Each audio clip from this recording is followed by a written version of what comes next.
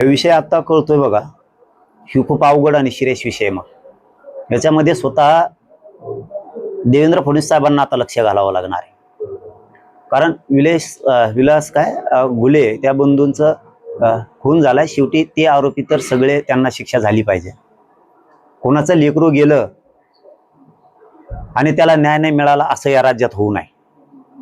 परंतु कोणावर तर अत्याचार जर झाला असेल, त्याला जर वेगळा काय विषय असेल आणि परळी पॅटर्न त्याच्यात राबवून खोटे गुन्हे जर दाखल होणार असले, तर देवेंद्र फडणवीस साहेबांनी या केसच्या मुळाशी जायला पाहिजे. मी आता पूर्णपणानं बोलणार नाही, मी याची आता पूर्ण माहिती घेणार, 100% माहिती घेणार.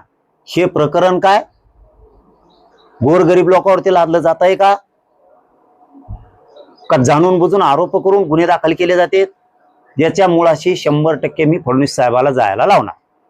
आणि त्याच्यात SIT घुले बंधूला न्याय देण्यासाठी त्या लेकराला 100% न्याय मिळालाच पाहिजे.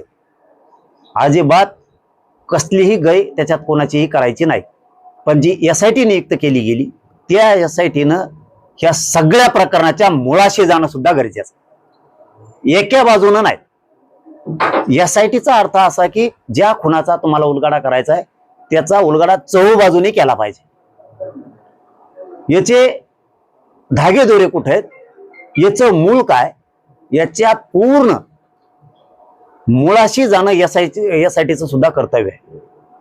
आणि याच्या मुळाशी जाऊन ज्याला त्याला ज्याच्या त्याच्या नियमानुसार त्याला न्याय मिळाला पाहिजे. तसाच घुले बंधूला, त्या कुटुंबियाला सुद्धा 100% न्याय मिळाला पाहिजे. पण जे आता नवीन प्रकरण आलं, हे खरं काय काय मला याच्यातलं काय माहित नाही. मी याच्यात मुळाला जाऊन पूर्ण माहिती घेणार आणि फडणवीस साहेबांना याचा मुळाशी तपासच करायला लावणार, सोडणार नाही कोणालाच.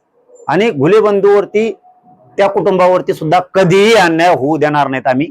आणि ते सुद्धा आरोपींना शिक्षा झालीच पाहिजे.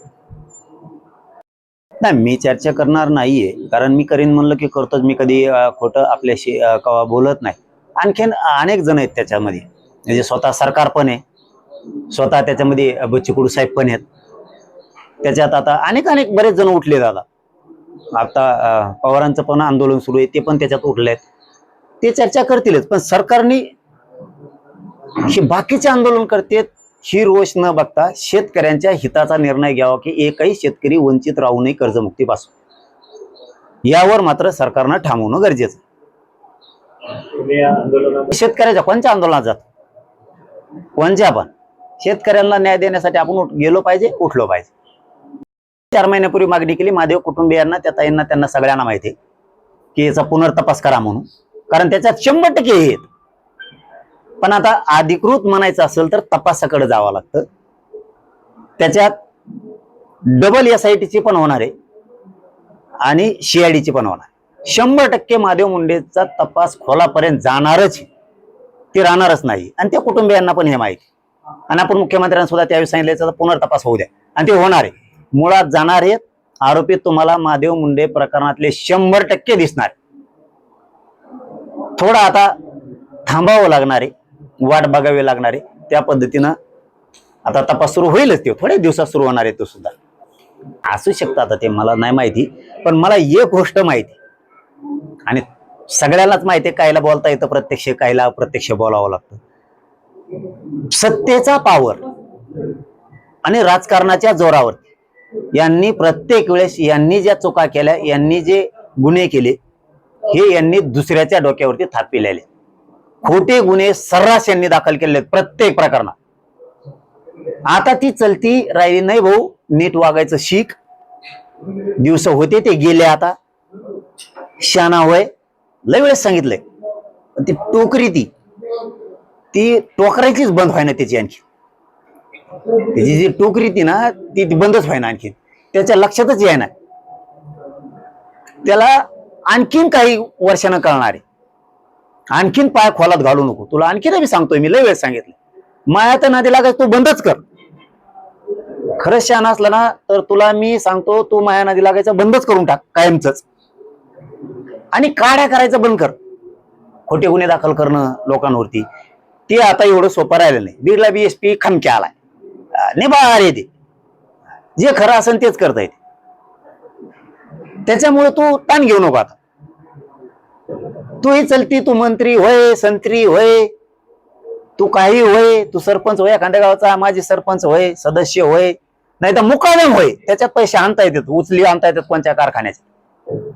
तुला इकडे माया कचड्यात आला, तुला सुट्टी नाही. त्यामुळे तू कितीही ताकद लाव, तू सत्तेतून लाव, तू फडणवीस साहेबाकडून लाव, तू अजितदादांकडून लाव, आता ताईकडून लाव, म्हणजे सुनित्रा ताईंकडून लाव, तो शिंदे साहेबाकडून लाव, याला सगळ्यांनी सोडले जवळपास. हे सत्यच आहे. आपल्या पोटात का सोडलंय, याची नियतच अशी विचित्र आहे की ह्यो गुन्हे करतो आणि दुसऱ्याचे पोरं गुतीतो. वंजारी समाज एवढा चांगला होता ना, यांनी ह्या वेगळ्या वळणाला लावला. त्यातली जी लाभार्थी टोळी तयार केली त्यांनी, त्याच्यामुळे सगळा समाज बदनाम झाला. आणि ती लाभार्थी टोळी एक एक करून गुतायला लागली, आता सगळी गुतणार आहे. आता त्या पोरांनी सुद्धा शहाणं व्हावं. आपण आपला धंदा करावा, व्यवसाय करावा, शेती काम करावं, आईबापाजवळ राहावा, मस्त काम नाव कमाव. याच्या नादाला लागून मी कोचणारच आहे मध्ये, मग मी सोडणार नाहीये. इथून पुढच्या काळात खोटे गुन्हे दाखल करायचे बंद करा. ती प्रयोग आता जवळपास तुमचा संपुष्टात आलेला आहे, हे ध्यानात राहू द्या. आधी आमचे युवराज भैयाचा ऍक्सिडेंट झाला होता अपघातात, त्यांना मार लागला होता आणि एक सांत्वनपर भेट सुद्धा होती. आत्महत्या झाली होती बीड शहरात. त्यांना भेट दिली. चाकरवाडीला सप्ताह होता, चाकरवाडी माऊलीच्या, तिथंही दर्शनासाठी आम्ही गेलो होतो. अखंड हरिनाम सप्ताहाला भेट दिली, बाबाजींचं दर्शन घेतलं आणि बीडला आलो, निघालो पुन्हा अंतरवालीकडे. दादा, पुण्यातल्या नसरापूर येथील घटनेमध्ये कोर्टाने महत्वाचा निकाल दिलेला आहे. त्या आरोपी जो आहे त्याला फाशीची शिक्षा सुनावलेली आहे. कसं पाहता या संदर्भात? निर्णय घेतलाय खूप चांगला आहे. कारण जर अशी जरब बसवायची असल्या नराधमावरती, तर तातडीचे निर्णय होणं खूप गरजेचं आहे. जेणेकरून नसरापूर प्रकरणात त्या चिमुरडीला मारलं गेलं, तिची हत्या केली गेली, अशा क्रूर घटना जर थांबवायच्या असल्या तर इतक्याच तातडीनं निर्णय होणं खूप गरजेचं आहे. मला वाटतं 2 महिन्याचाच काळ गेला याला बहुतेक, बरोबर ना? 2च महिन्याच्या काळात ते कशावर चालविलं फडणवीस साहेबालाच माहीत. फास्ट ट्रॅकवर चालवलंय का कमी स्पीडवर चालवलंय? साधारण जर घटना झाली तर सरकारकडं आणि प्रशासनाकडं चार्जशीट बनवण्यासाठी 3-3 महिन्याचा कालावधी जातो, काही काहींना 6-6 महिन्याचा सुद्धा कालावधी जातो. परंतु इतक्या तातडीनं, इतकी तत्परता देवेंद्र फडणवीस साहेबांनी या नसरापूरच्या प्रकरणात दाखवली, त्याबद्दल खरंच त्यांचं मनापासून कौतुक, अभिनंदन केलं पाहिजे की इथून पुढे अशा क्रूर घटना होणार नाहीत. म्हणजे कायद्याचा रूल 3 महिन्याच्या पर्यंत चार्जशीट द्यायलाच लागतं 90 दिवसात. काही प्रकरणं वेगळे कलमानुसार असतील, पोट कलमानुसार असतील तर 6-6 महिने सुद्धा त्याला वेळ जातो. इतकी तत्परता या नसरापूरच्या प्रकरणात देवेंद्र फडणवीस साहेबांनी दाखवली आणि 2 महिन्यात फाशीच्या शिक्षेपर्यंत आरोपीला नेलं गेलं. मात्र आमचं याला जोडून एक मत आहे की फडणवीस साहेब असाच नियम संतोष भाईंच्या देशमुखांच्या प्रकरणात सुद्धा लावायला पाहिजे होता. असाच प्रयोग, असाच नियम तुम्ही मालेगावची लेक, एक गरीब समाजाची मुलगी, ती सुद्धा छोटीच होती, तिच्या सुद्धा हेच नियम लावायला पाहिजे. कारण तिची सुद्धा हत्या, मला वाटतं ती सुद्धा 2-3च वर्षाची होती. मालेगावचं ते प्रकरण नाशिक जिल्ह्यातलं आठवत असेल, गरीब ओबीसी बांधवांचं प्रकरण आहे. त्यात सुद्धा हेच पावलं तातडीनं उचलायला पाहिजेत. मग मात्र आणखीन जास्तीचं कौतुक आणि त्याची थाप तुमच्या पाठीवरती पडणार आहे. एका प्रकरणामध्ये तुम्ही 2 महिन्याच्या आत निकाल लावताय, ही राज्यासाठी खूप कौतुकाची गोष्ट आहे. अशा क्रूर घटना इथून पुढल्या काळात होणार नाहीत. पण हीच प्रकार, कारण कायदा तर एकच असायला पाहिजे. कायद्यानं जर त्याला फाशी होणार असली तर नसरापूरच्या कुटुंबाला न्याय मिळाला, महाराष्ट्रातल्या लोकांना, जनतेला खरा न्याय मिळालाय नसरापूरमुळं. कायद्यात 2 महिन्याच्या आत जर शिक्षा होऊ शकते, तर मग संतोष भाईच्या प्रकरणात सुद्धा देशमुखांच्या 2-2 वर्षे नुसती सुनावणीला यायला लागायला लागले. म्हणजे संतोष देशमुखांचं प्रकरण, म्हणजे कायदा तरी एकच असेल. जसं तुम्ही तिथं 3 महिन्यात चार्जशीटने घेतलं, 2 महिन्यातच घेतलं आणि फाशीवरती चढवलं, तोच नियम संतोष भाई देशमुखांच्या प्रकरणात का लागत नाही? तोच नियम मालेगावच्या प्रकरणात का लागत नाही? तोच नियम महादेव मुंडे प्रकरणात का लागत नाही? त्यांचे सुद्धा लेकर बाळा तडफडतात न्यायासाठी. हे नियम इथून पुढच्या काळात लावा. नाराजी व्यक्त नाही करायलो आम्ही, सत्य ते सांगायला. तुम्ही सत्य दाखवलंय, कायदा फडणवीस साहेबांनी सत्य कायदा दाखवला की 2 महिने सुद्धा फाशीच्या शिक्षेवरती आरोपी जाऊ शकतो. तर मग बाकीचे लेकर राज्यातले सुद्धा तुमचेच आहेत फडणवीस साहेब.